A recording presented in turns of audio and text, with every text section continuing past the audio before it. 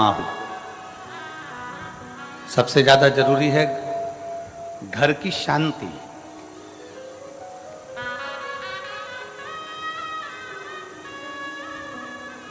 हम आपसे पूछें, मेरी जो जीजियां बैठी हुई हैं, मेरे जीजा बैठे हुए हैं, मेरी बेटियां, मेरे बेटे, मेरी माताएं, मेरे भाई बैठे हुए हैं, हम आपसे पूछें एक बात,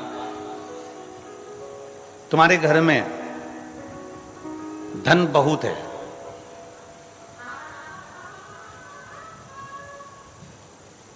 तुम्हारे घर में सोफा सेट भी लगा हुआ है, तुम्हारे घर में संपदा भी बहुत है, तुम्हारे घर में टीवी फ्रिज सब कुछ है, सारा सुख है, पूरा सुख तुम्हारे घर के अंदर है। दुकान भी अच्छी है, घर भी अच्छा है, 2 मंजिल का, 3 मंजिल का, सब बना।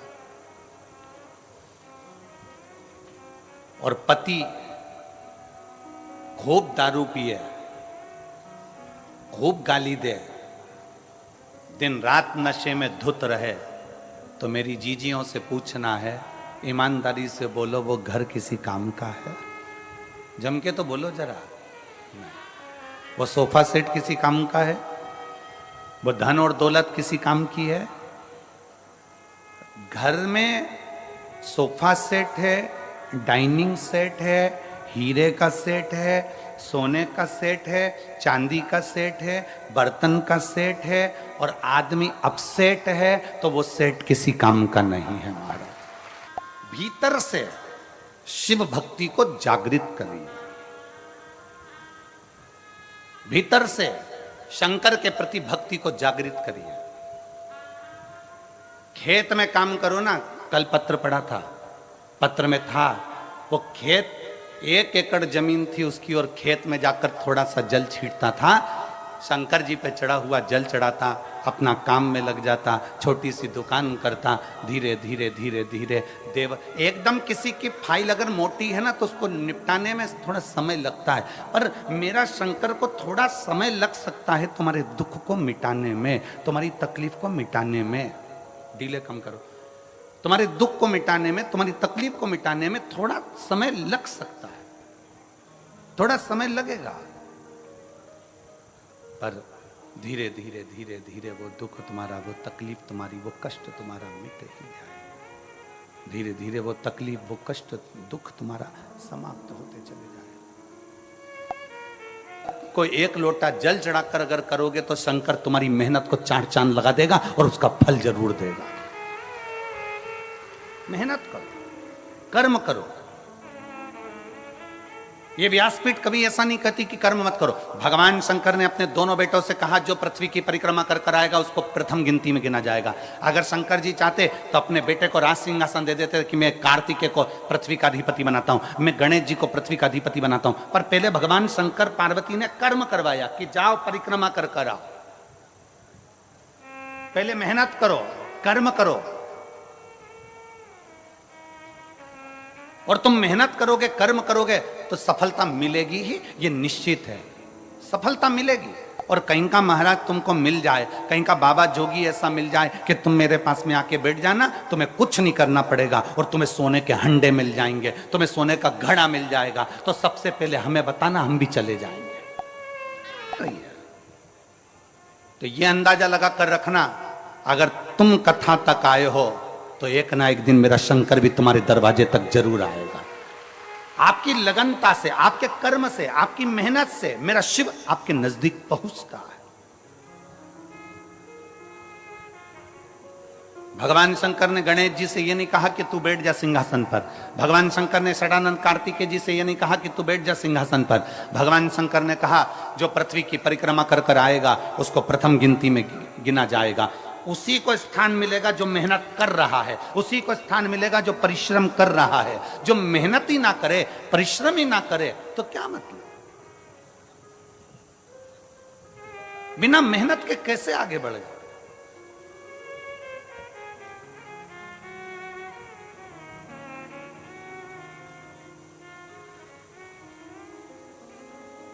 राजा विक्रमादित्य की एक कथा आती है।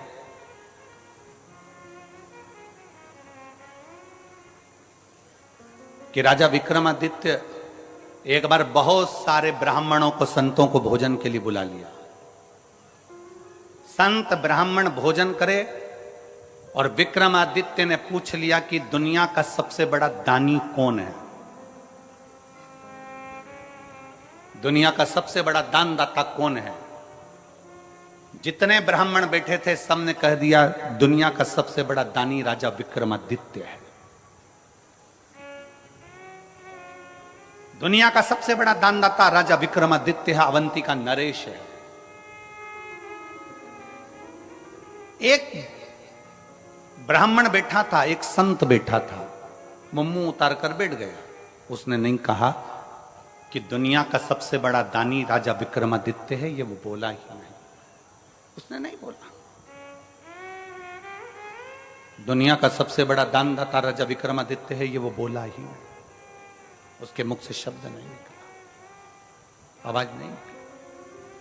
राजा विक्रमादित्य ने देखा कि ये बहुत देर से बैठा है, चुप होकर बैठा है, सबने बोला पर ये नहीं बोला है, इसका मुख उतरा हुआ है, इसका चेहरा उतरा हुआ है, जरा मैं इससे पूछूंगा जरूर, इसके मन में कुछ चल रहा है। राजा विक्रमादित्य ने उसको बुलाया और बुलाकर पूछा, क्यों ब्राह्मण देवता, सबने कहा कि दुनिया का सबसे बड़ा दानवीर राजा विक्रमादित्य है, पर आपने नहीं बोला, क्या बात है? आपके मन में कोई संशय है? आपके मन में कोई प्रश्न है? आपके मन में कोई बात है?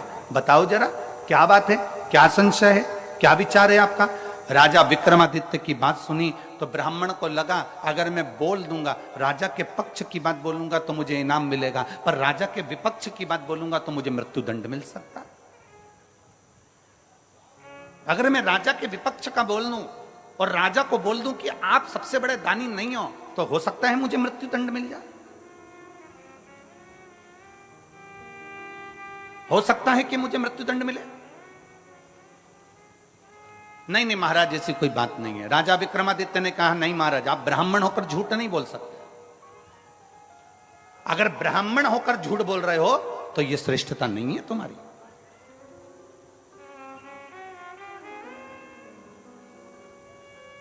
झूठ बोला था गौ माता ने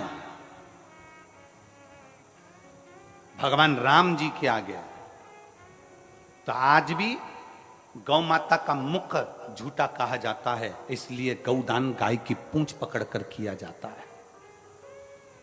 आप झूठ ना बोलिए, आप सत्य बोलने का प्रयास करिए। और गया क्षेत्र में एक बार झूठ बोला है ब्राह्मण देव ने कि सीता जी ने कोई पिंडदान नहीं किया है। मां जानकी जी का श्राप भी लगा है ब्राह्मण देवता। फाल्गु नदी ने झूठ बोला तो फाल्गु को भी श्राप लगा।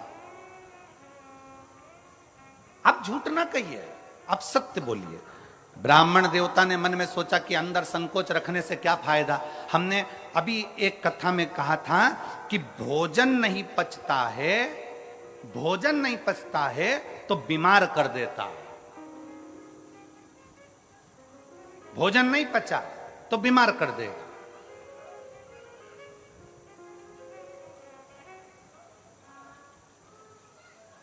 यदि भोजन नहीं पचा तो हमको बीमार कर देगा, और किसी की बात नहीं पची तो चुगलखोर बना देती है। अगर बात नहीं पची और किसी ने कहा तुमसे ऐसा ऐसा ऐसा और बात नहीं पची ना, तो तुम 10 जगह जाकर कहोगे उसने तो मुझे ऐसा कहा था, उसने तो मुझे ऐसा बोल दिया था, उसने तो मुझे ऐसा कर दिया। चुगलखोर तुम्हें तुरंत बना देगा, एक चुटकी के अंदर चुगलखोर बना देगा अगर बात नहीं पची तो। खड़ा और ब्राह्मण ने पूछ रहे हैं, राजा विक्रमादित्य पूछ रहे हैं, तुम्हारे मन में कोई बात है जल्दी बोलो, क्या बात है? इतने में उसने कहा, सरकार मैं बोल तो दूंगा, महाराज मैं बता तो दूंगा, पर आप मुझ पर नाराज तो नहीं होगे? राजा विक्रमादित्य ने कहा, मैं नाराज नहीं होऊंगा, तुम बताओ बात क्या है। राजा विक्रमादित्य के सामने ब्राह्मण ने कह दिया, महाराज तुम कहते हो कि दुनिया के सबसे बड़े दानी कौन? सबने कहा कि राजा विक्रमादित्य दुनिया का सबसे बड़ा दानी है, पर मैं कहता हूं राजन, समुद्र के उस पार एक चंद्रायन नाम का राजा रहता है। वो एक दिन में 1 लाख सोने की मुद्रा का दान करता है। एक दिन में जब तक वो 1,00,000 सोने की मुद्रा का दान न कर दे तब तक ना वो अन्न ग्रहण करता है ना वो पानी पीता है। राजा विक्रमादित्य ने सोचा कि ये ब्राह्मण बोला। राजा विक्रमादित्य ने फूल की माला ब्राह्मण को पिनाई। कहा तुमने हिम्मत तो करी है। जैसे कल वो बेटी ने प्रश्न लिखकर भेजे तो हमको अच्छा लगा, इसलिए हमने उस बेटी को यहां बुलाया कि कम से कम बेटी ने हिम्मत तो करी है, बोलने की सामर्थ्यता तो रखी है, लिखने की सामर्थ्यता तो रखी है। केवल सहे जाओ सहे जाओ सहे जाओ वो श्रेष्ठता नहीं है। थोड़ा बोलने की भी दम चाहिए, थोड़ा लिखने की भी सामर्थ्यता चाहिए। कम से कम उस बेटी ने लिखने की सामर्थ्यता तो करी, इसलिए उस बेटी को बुलाकर कल हमने बेलपत्र दी कि तुमने पत्र में प्रश्न अच्छे लिखे। ए गुरुजी,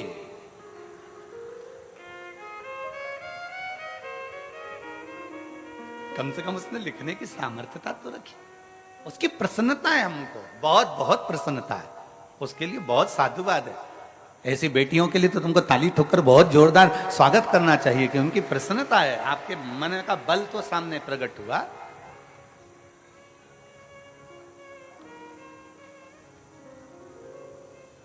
ये भीतर की प्रबलता है उसकी। राजा ने माला मंगवाई, ब्राह्मण के गले में पहनाई कि तुमने बोलने की सामर्थ्यता तो रखी। राजा को रात भर नींद नहीं आई, रात भर, कि ऐसा कौन सा राजा है जो 1,00,000 सोने की मुद्रा रोज देता है, उसके बाद भोजन करता है, पानी पीता है, जरा मैं पता तो करूं। राजा ने आधी रात को एक सेवक के कपड़े पहने और राजा समुद्र के पार चला गया। समुद्र के पार जाकर राजा उस राजा चंद्रायन के पास पहुंचा और वहां के द्वारपालों से विनती करी कि मुझे राजा से मिलना है। राजा से मिले, बताया नहीं कि मैं राजा विक्रमादित्य अवंतिका नरेश हूं। जाकर कहा महाराज मैं अवंतिका नरेश हूं, तो ये नहीं कहा, ये नहीं बोला, कुछ नहीं बोला। जाकर कहा महाराज मुझे आपके यहां काम की जरूरत है, आप मुझे काम पर रख लेंगे क्या? मुझे यहां काम पर रख लेंगे, मुझे यहां काम दे देंगे आप?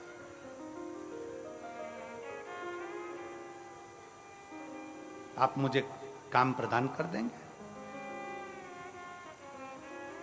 राजा चंद्रायन ने पूछा तुम क्या काम कर सकते हो, बताओ, क्या काम करोगे तुम, वो बताओ। विक्रमादित्य ने कहा, राजा विक्रमादित्य एक सेवक के वेश में खड़े होकर कहते हैं महाराज जो कोई नहीं कर सकता वो काम में कर सकता, जो कोई ना कर सके। क्योंकि राजा विक्रमादित्य काम इसलिए कर सकता है, जो कोई नहीं कर सकता वो राजा विक्रमादित्य इसलिए कर सकता है क्योंकि राजा विक्रमादित्य के पास में बेताल था। बेताल को बोल देता तो सब काम हो जाता। तो उसको मालूम है कि जो कोई ना कर पाए वो राजा विक्रमादित्य कर पाए। ठीक है, राजा चंद्रायन को प्रसन्नता हो गई कि ऐसा सेवक मुझे मिल गया। द्वारपाल लगा दिया, उसको दरवाजे पर खड़ा कर दिया।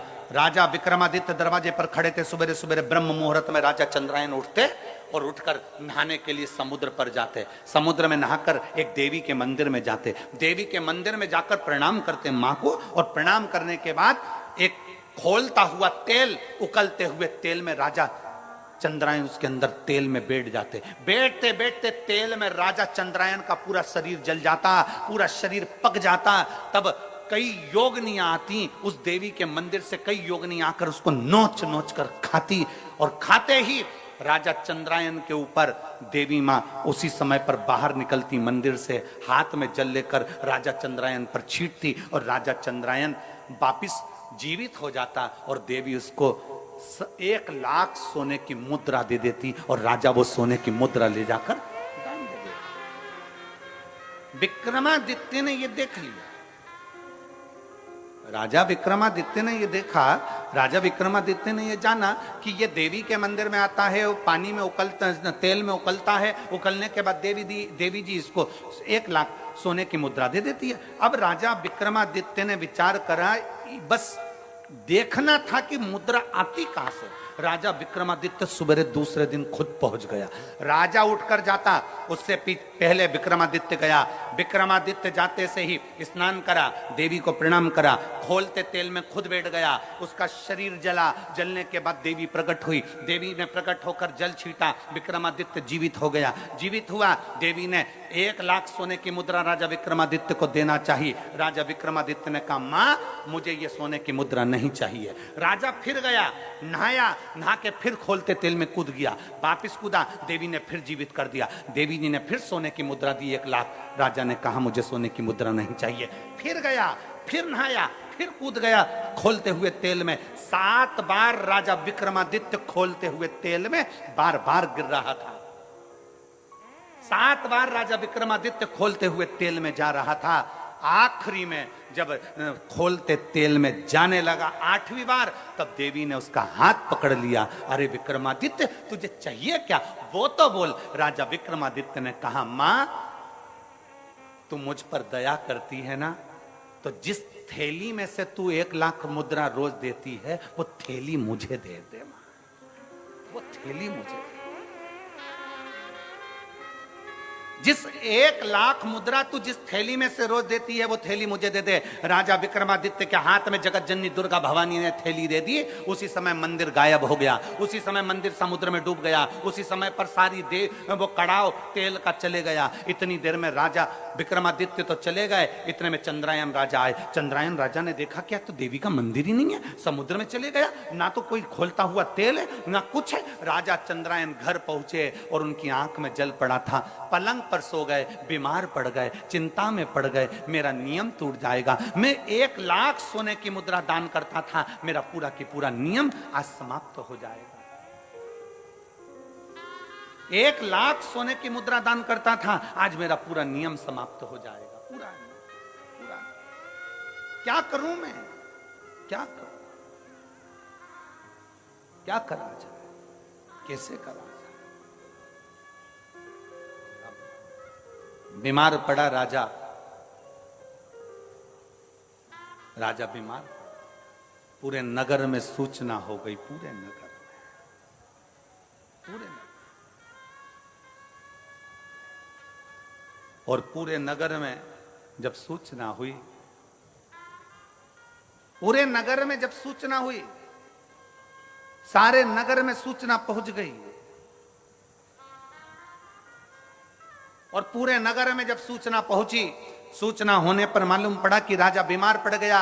विक्रमादित्य राजा के पास में पहुंचे और राजा विक्रमादित्य ने कहा, महाराज आप बीमार क्यों पड़े हो। राजा चंद्रायन ने अपनी पूरी बात बता दी।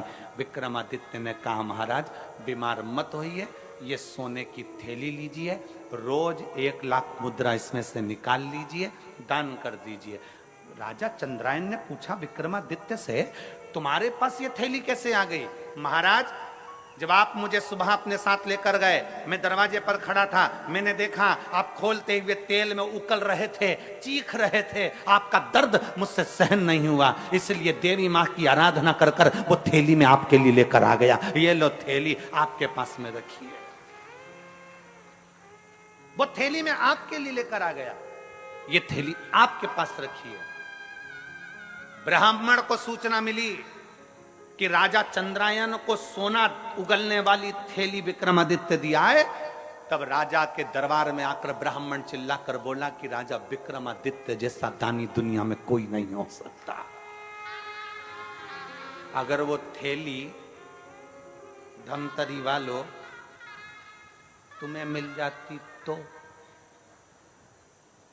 संसार के किसी व्यक्ति को वो सोना उगलने वाली, सोना देने वाली, 1,00,000 स्वर्ण मुद्रा देने वाली थैली संसार के किसी व्यक्ति को मिल जाती तो कोई उस चंद्रायन राजा को नहीं देता, स्वयं दान करता, स्वयं करता। पर विक्रमादित्य वो दानी थे जो दूसरे का दुख देखा नहीं जाता था। उनको उकलते हुए तेल में देखा, उनको तड़पते हुए देखा, तो राजा विक्रमादित्य ने सोचा ये रोज तेल में उकलेगा, इसलिए मुझे ये देखा नहीं जाएगा, तो सोने की थैली दे दी। अब मत उकलना, ये सोने की मुद्रा तुम दान करते रहो, ये सोने की मुद्रा तुम देते रहो। दुख को कम कर दीजिए, किसी के कष्ट को कम कर दीजिए, तो दुनिया के दानी कहलाओगे। इसलिए शंकर भगवान को ओघड़ दानी कहा जाता है। शिव जी को ओघड़ दानी इसलिए कहते हैं क्योंकि मेरा भोलेनाथ एक लोटा जल चढ़ाने वाले का दुख नहीं देख सकता, उसका दुख तुरंत काट देता है, इसलिए उसको ओघड़ दानी कहते हैं। मेरे शंकर भगवान को ओघड़दानी इसलिए कहा जाता है क्योंकि वे दूसरे का दुख नहीं देख सकते, दूसरे की तकलीफ नहीं देख सकते, दूसरे का दर्द नहीं देख सकते। जो शंकर जी के मंदिर में गया, गरीब है अमीर है जैसा है, शिव को एक लोटा जल चढ़ाता है तो उसके दुख को वो काट देता है, उसके दर्द को वो मिटा देता है।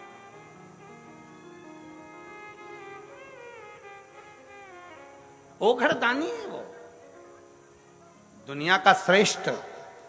किसी के जीवन के दुख को समाप्त करना, बस निवेदन एक ही है, अपने कर्म के साथ, अपनी मेहनत के साथ, अपनी लगनता के साथ शंकर के मंदिर में जाइए, अपनी मेहनत के साथ अपनी खेती पर काम करिए, अपनी मेहनत के साथ अपनी दुकान पर काम करिए, अपनी मेहनत के साथ अपनी ड्यूटी करिए, और मेहनत का फल भोलेनाथ देगा, एक लोटे जल के साथ जरूर देगा। आप उसको जल समर्पित करते रहिए। शिव कथा कर रही है,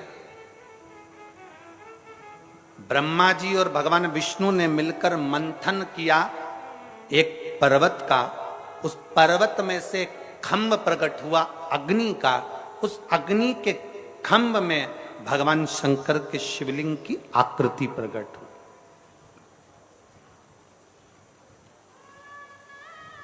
ब्रह्मा जी उस शिवलिंग का शीश देखने जा रहे हैं,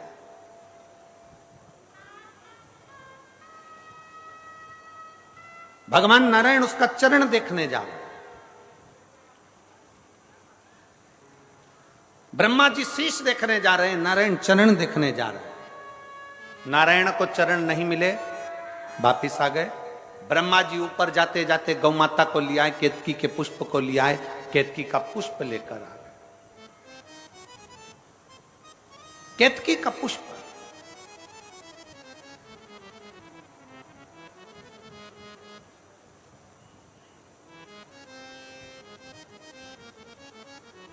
जिस केतकी के पुष्प को सबसे ज्यादा अहंकार था, जितनी चीजों को अहंकार होता है शंकर उसको स्वीकार नहीं करते, शंकर भगवान उसको स्वीकार नहीं करते। कामदेव को अहंकार था, कामदेव को अहंकार था कि मैं सबकी समाधि को तोड़ सकता हूं, कामदेव का अहंकार था कि मैं बड़ा सुंदर हूं। रति के पति कामदेव अपने आप को कहते हैं कि मेरी सुंदरता बड़ी प्रबल है। शंकर नेत्र खोलकर उस कामदेव को जलाकर भस्म कर देते हैं। चंद्र को अहंकार था सुंदरता का, काया का रोग हो जाता है और चंद्र उसको मस्तक पर स्वीकार कर लेते हैं। गंगा को अहंकार था कि मुझ में वो वेग है कि पृथ्वी पर कोई मुझे झेल नहीं सकता। शंकर भगवान से भागीरथ जी ने कहा कि गंगा पृथ्वी पर आए। गंगा पृथ्वी किसके लिए आई? गंगा गंगा या मृत्यु लोक में आई किसके लिए? कि पुत्र सगर के तारे, राजा सगर, राजा सगर,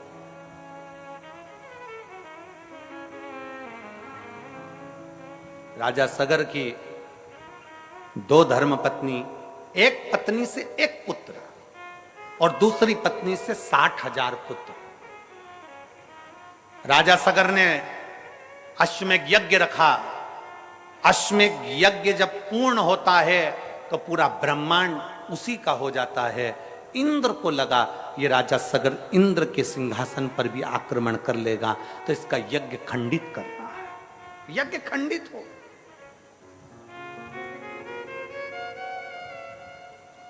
आपकी अगर कोई प्रतिज्ञा होती है ना, उस प्रतिज्ञा को अगर कोई खंडित करता है तो समझ लो कि खुद देवता आगे रहकर खंडित करवा रहे हैं। कहीं ये उस लेवल तक ना पहुंच जाए।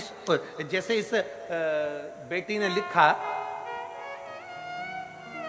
इस बेटी ने लिखा कि गुरुदेव मैंने एक बार पशुपतिनाथ का व्रत किया, एक बार सफेद आंकड़े की जड़ को बांधा, एक बार मैंने सफेद आंकड़े की जड़ का प्रयोग करा, मेरा नहीं हुआ, गर्भ नहीं ठहरा।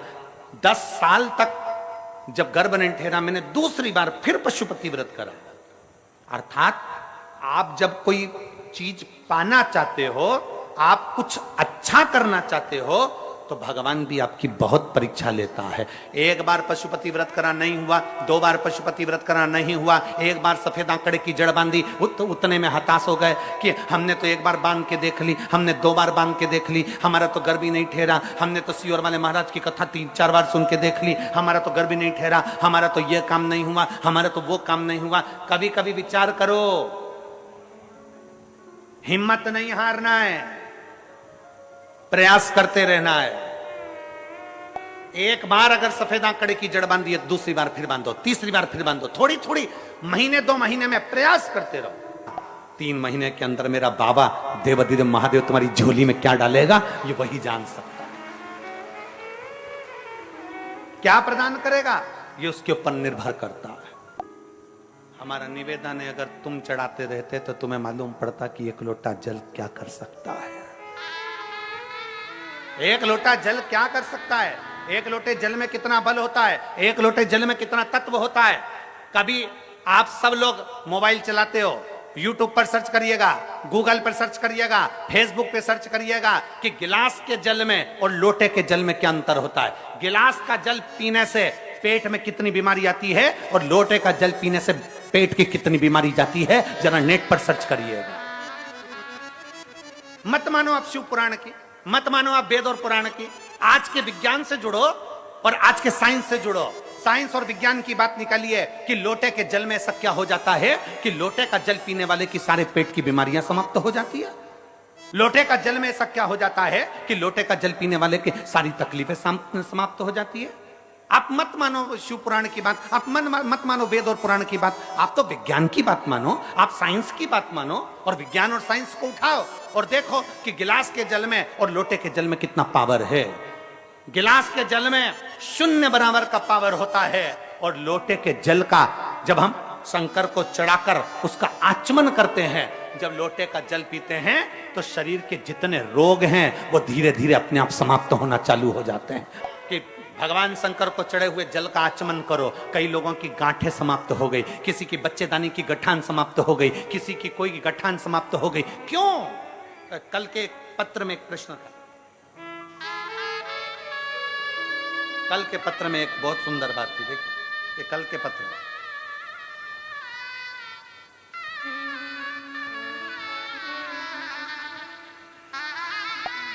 हिमा का मैं क्या गुणगान करूं, आप लोग आस्था चैनल पर और एलईडी पर पत्र को पढ़िएगा। गुरुदेव भगवान शिव पर चढ़ाए गए जल की महत्ता का मैं गुणगान करूं। आपके बताए हुए अनुसार हमारी माता जी के मुंह में सफेद छाले हो गए थे, हमने उसको कई जगह दिखाया, आराम नहीं आया, क्योंकि वो छाले साधारण नहीं थे, वो छाले कोई साधारण नहीं थे, आराम नहीं आया।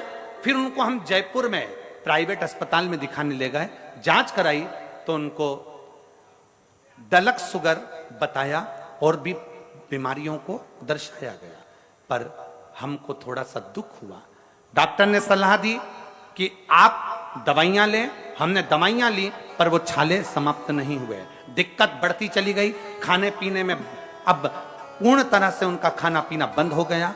तब किसी ने कहा, पड़ोसन कहती है शिव मंदिर में जाओ, 1 लोटा जल चढ़ाओ, उस लोटे का जल लाकर शंकर का चढ़ाया हुआ जल मां को देना प्रारंभ करो। हमने लोटे का जल चढ़ाकर मां को देना प्रारंभ करा। अब हमारी माता को आराम लग गया और उन्होंने भोजन करना प्रारंभ कर दिया। अब वो ठीक है। मैं बाबा को यहाँ धन्यवाद देने के लिए आई। इसीलिए शास्त्र कहता है, शिव तत्व कहता है, भगवान शंकर की कथा कि कोई किसी में मगन, कोई किसी में मगन, कोई किसी में मगन, कोई किसी में मगन। मैं तो भोले की दीवानी, भोले नाथ में मगन। मैं तो भोले की दीवानी, भोलेनाथ में मगन। मैं तो शंभू की दीवानी, शंभुनाथ में मगन। मैं तो शंभू की दीवानी, शंभु बाबा में मगन। कोई किसी में मगन, कोई किसी में मगन, कोई किसी में मगन,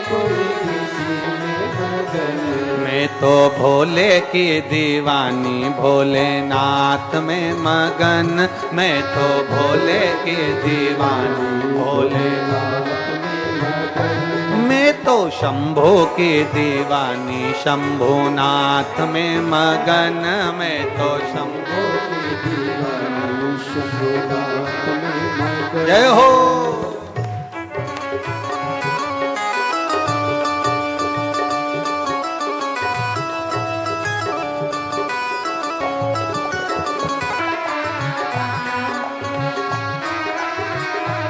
कोई कोठी में मगन, कोई बंगले में मगन, कोई कोठी में मगन, कोई बंगले में मगन, कोई कोठी में मगन, कोई बंगले में मगन, कोई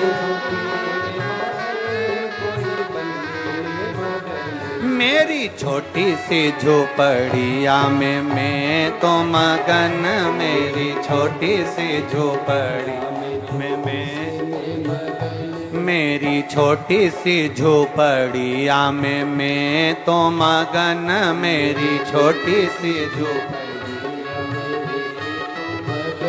कोई किसी में मगन, कोई किसी में मगन, कोई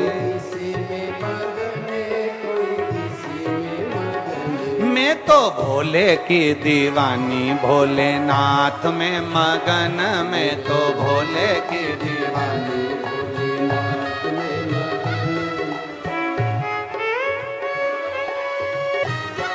कोई लड्डू में मगन, कोई पेड़ा में मगन, कोई लड्डू में मगन, कोई पेड़ा में मगन, कोई लड्डू में मगन, कोई पेड़ा में मगन, कोई लड्डू में मगन, कोई पेड़ा में मगन।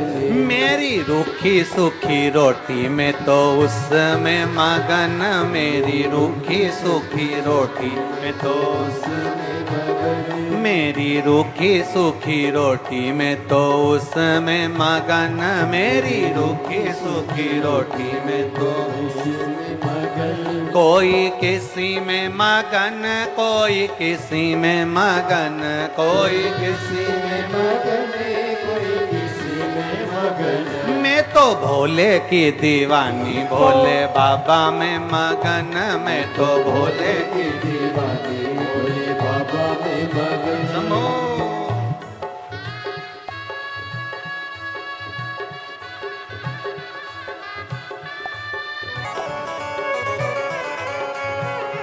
कोई सोने में मगन, कोई चांदी में मगन, कोई सोने में मगन, कोई चांदी में मगन, कोई सोने में मगन, कोई चांदी में मगन, कोई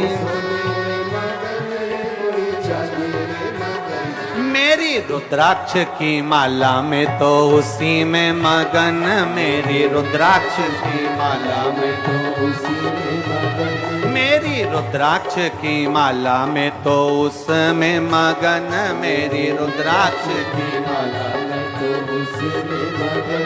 कोई किसी में मगन, कोई किसी में मगन, कोई किसी में मगन, कोई किसी में मगन, कोई किसी में मगन, कोई किसी में मगन, कोई किसी में मगन, कोई किसी में मगन। मैं तो भोले की दीवानी भोले बाबा में मगन, मैं तो भोले की दीवानी भोले बाबा में मगन, मैं तो भोले की दीवानी भोले बाबा में मगन, मैं तो भोले बाबा में। मन की बात भाव के साथ कही, दिल से प्रार्थना।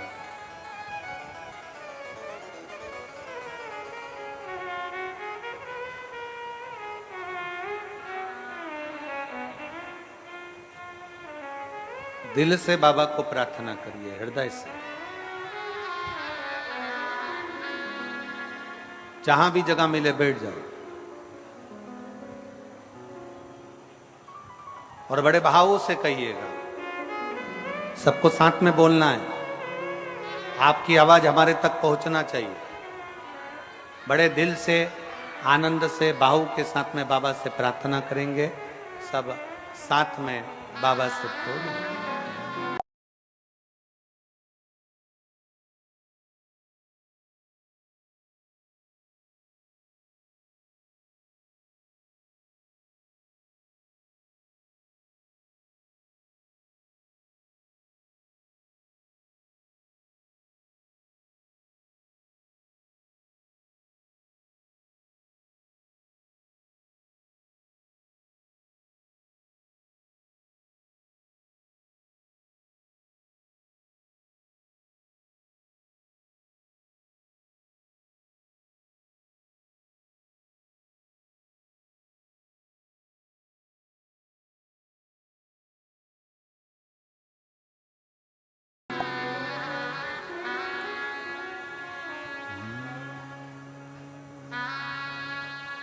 श्री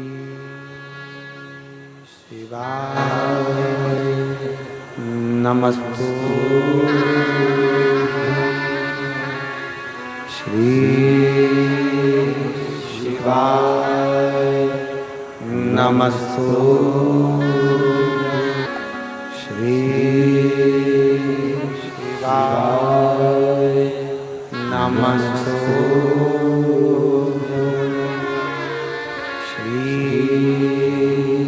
शिवाय नमस्तु। श्री शिवाय नमस्तु। भोला सब दुख काटो, ओ भोला सब दुख काटो हमारा। शिव शंकर जपो तेरी माला, भोले बाबा जपो तेरी माला। भोला सब दुख काटो ओ भोला सब दुख काटो। वेश मंगलकारी, वेश मंगलकारी। शमशान वासी हमारा, शमशान वासी हमारा। ओ भोला सब दुख काटो हमारा। ओ भोला सब दुख काटो। भगवान देवकी महादेव का चरित्र कह रहा है। शिव महापुराण की कथा वर्णन करती है। भगवान शंकर का पवित्र चरित्र कहता है, शिव तत्व कहता है। भगवान की पवित्र कथा वर्णन कर रही है।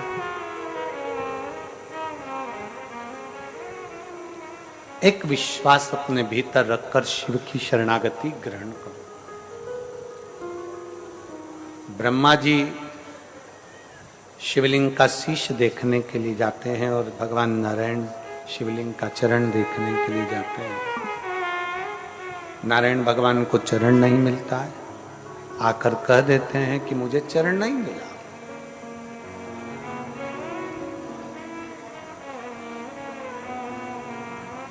ब्रह्मा जी एक केतकी के पुष्प को लेकर आ गए और एक माता को साथ में लेकर आकर सामने लाकर खड़ा कर लिया उन्होंने। दोनों को सम्मुख मिलाकर खड़ा कर रहा। नारायण भगवान पूछे, ब्रह्मदेव क्या आपको भगवान शंकर के शीश का दर्शन हुआ है? रिटर्न बढ़ाओ, रिटर्न। भगवान शंकर के शीश का दर्शन हुआ है? नहीं।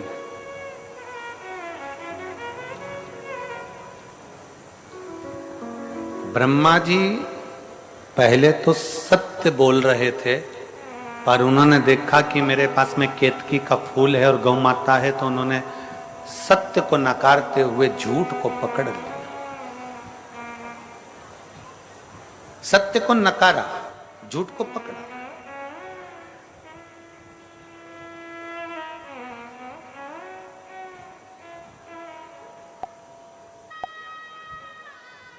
शिव को पाने का प्रयास करो। भगवान नारायण ने सत्य कहा, सत्य नारायण हो गए। ब्रह्मा जी सत्य स्वीकार नहीं करे, उन्होंने कह दिया या का सब झूठा है। उन्होंने कह दिया मेरे को तो शीश मिला। भगवान ने जैसे ही बोला शीश मिला, केतकी के फूल से पूछो। केतकी के फूल ने झूठ बोल दिया, गौ माता ने झूठ बोल दिया। तब ब्रह्मा जी झूठ बोले तो उनका सिर कट गया। कर्मनाशा नदी प्रकट हो गई, वो कर्मनाशा बहती रही उत्तर प्रदेश। कर्मनाशा।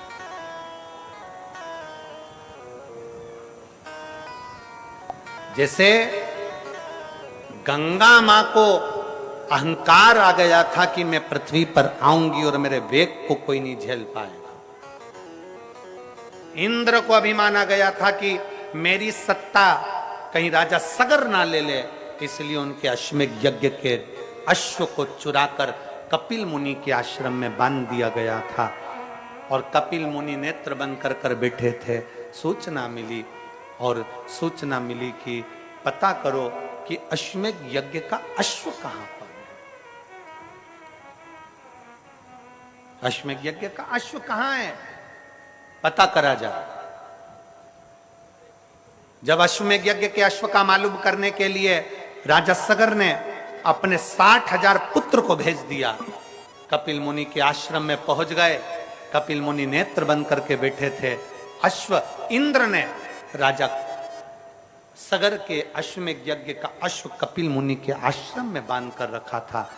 जो 60,000 राजा के पुत्रों ने देखा कि कपिल मुनि तुम नेत्र बंद करके बैठे हो, एक तरफ तो तुम ऋषि हो, एक तरफ तो तुम साधु हो, एक तरफ तो तुम तपस्वी हो, दूसरी तरफ तुमने अश्व को चुराया है।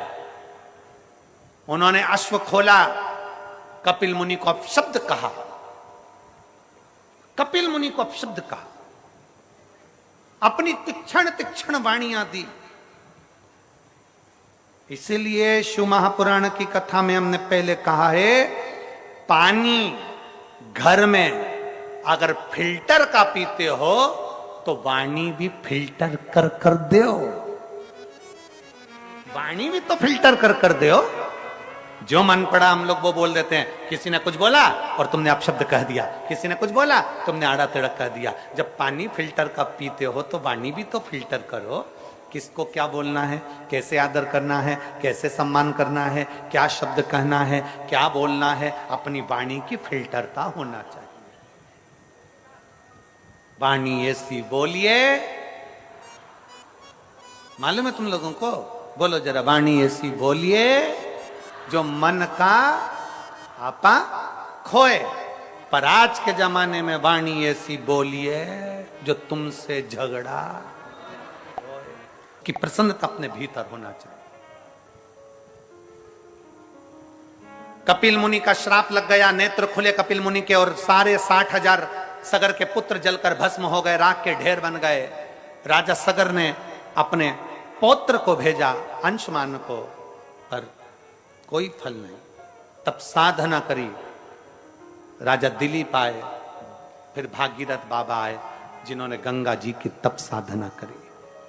गंगा जी की तप साधना करते हैं भागीरथ जी, तो गंगा उछल कर कहती है किसकी सामर्थ्यता है जो मुझे पृथ्वी पर झेल ले? किसके सामर्थ्यता, किसकी सामर्थ्यता? शिव महापुराण की कथा कहती है अपने मुख से कभी अभिमत्ता के शब्द मत बोलिए, अपने मुख से कभी अभिमान के शब्द मत बोलिए, अपने मुख से कभी अहंता के शब्द मत बोलिए, क्योंकि अहंकार में 3 गए, धन, वैभव और वंश। ना मानो तो देख लो, रावण, कौरव और कंस, ये तीनों अहंकार में चले गए, तीनों अभिमत्ता में चले गए।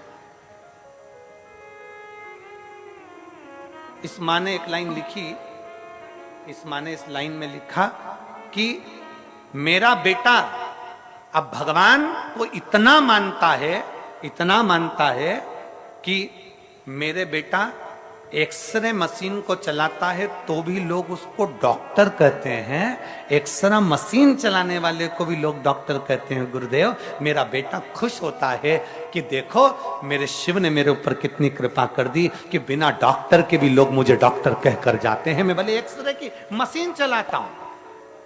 मैं मानता हूं आपको पृथ्वी पर कोई झेल नहीं सकता, मैं मानता हूं आपको पृथ्वी पर कोई झेल नहीं पाएगा, पर मां मेरा विश्वास करता है पृथ्वी के देव, देव अधिदेव महादेव, मेरा विश्वास करता है कि पृथ्वी के देव, देव अधिदेव महादेव आपको झेल सकते हैं। मां गंगा, पृथ्वी के देव, देव अधिदेव महादेव आपको झेल सकते हैं।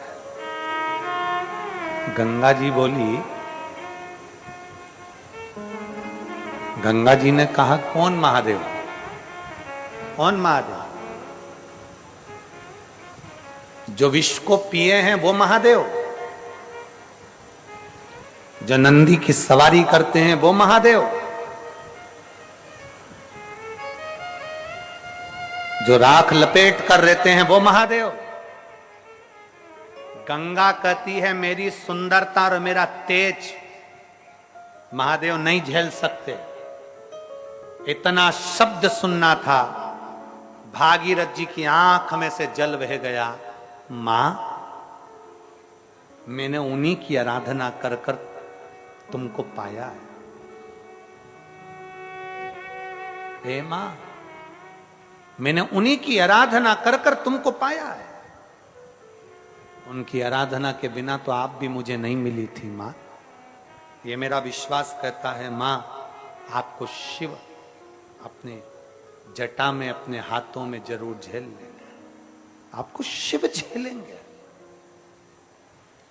गंगा ने फिर अहंकार का शब्द कह दिया, गंगा जी ने फिर अभिमत्ता का शब्द कह दिया। कह दो भोलेनाथ से गंगा पृथ्वी पर आने को तैयार है।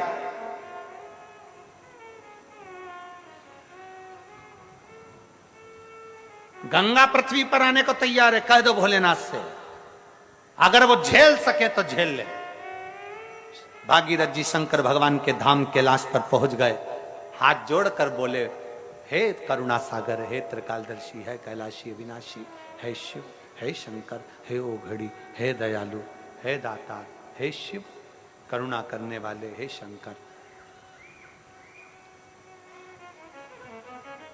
हे मेरे देव अधिदेव महादेव, मेरे भोलेनाथ, मेरे त्रिकालदर्शी, मेरे कैलाशी, मेरे अविनाशी, मेरे शिव।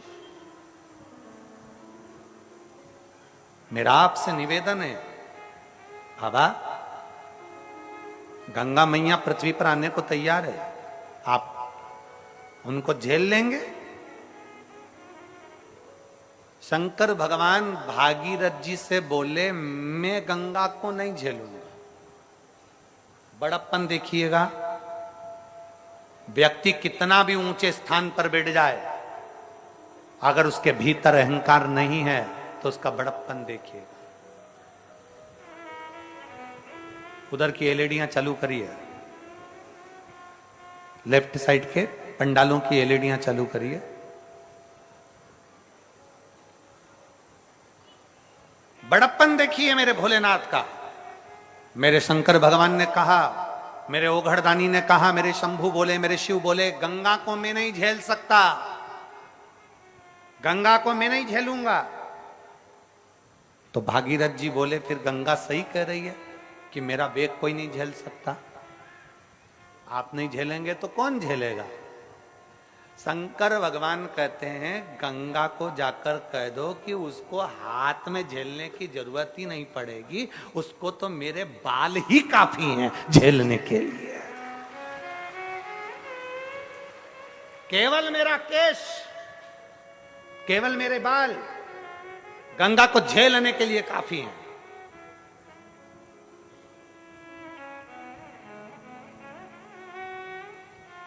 कह दो गंगा जी से जाकर तैयारी करें आने की। आप उनका आदर नहीं करेंगे, सम्मान नहीं करेंगे। शंकर जी कहते हैं गंगा का सम्मान मेरे केश में आएगी तो खुद हो जाएगा। दुनिया के लोग कहते हैं कि शंकर का चढ़ा हुआ जल नहीं पीना चाहिए, उनको कहना चाहिए कि शंकर भगवान के सिर पे गंगा है तो मरते समय गंगा जल भी मत पीना।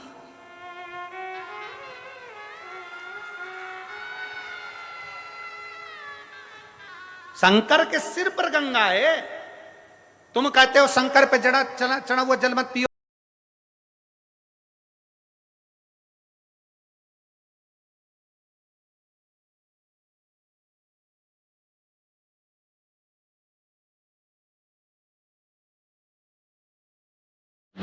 आगे की कथा में पितृदोष समाप्त करने के लिए गंगा जल का उपाय बताया गया है, जिसे षष्ठी के दिन करना है, जो कि परसों है।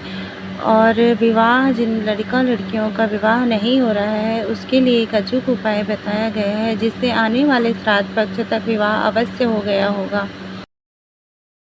बच्चे नहीं हो रहे, घर में तकलीफ हो रही है, कोई कहे पितृदोष पितृदोष पितृदोष, सीधा एक काम करिए, सीधा एक काम, छठ के दिन, अभी शायद आज चतुर्थी या तीज होना चाहिए, चतुर्थी हो, छठ के दिन, छठ तिथि श्राद्ध के महीने में, श्राद्ध में 16 दिन के अंदर जो छठ आए, षष्ठी आए, वो छठ के दिन शायद सोमवार क्या आना चाहिए, सोमवार ही छठ होना चाहिए। छठ के दिन गंगा जल एक कटोरी में रख लो, गंगा जल नहीं हो तो कटोरी के अंदर जल और उसमें एक बेलपत्र डाल के रख लो। उस गंगा जल को अपना जो पानी का मटका होता है, हंडा होता है, घर में पानी पीने की जगह होती है, उस कटोरी को वहां रख,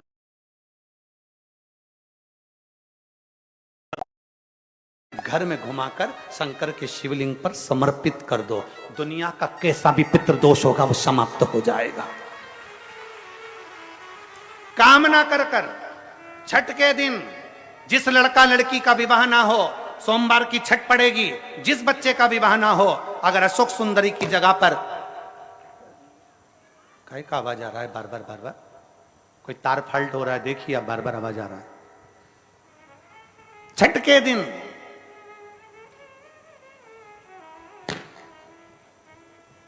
के दिन अगर कोई लड़का लड़की का विवाह नहीं हो रहा है, शादी ना हो रहा है, तो उसके लिए छठ के दिन अशोक सुंदरी वाली जगह पर एक लाल फूल और शंकर जी के शिवलिंग पर एक सफेद पुष्प चढ़ाकर 5 बेलपत्र समर्पित कर कर 1 लोटा जल अपनी कामना कर कर चढ़ाओ, और जो बेलपत्री चढ़ाई है उसमें से 1 बेलपत्री उठा कर ले आओ। बाबा संबंध पक्का कराकर ही रहेगा। अगला श्राद्ध जब आएगा, आप अपनी धर्म पत्नी के साथ मिलकर शिव की आराधना कर रहे हैं, आप अपने पति के साथ मिलकर शिव आराधना कर रहे हैं। श्राद्ध